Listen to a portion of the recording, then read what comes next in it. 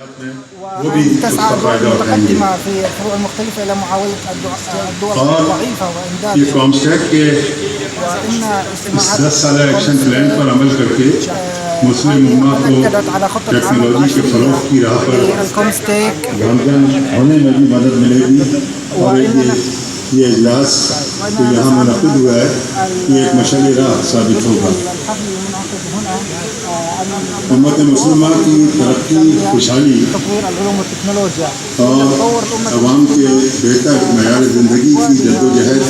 میں پاکستان اپنا بھرپور کردار ادا کرتا رہے گا. اور انشاءاللہ مستقبل میں بھی جہاں کہیں ضرورت ہوئی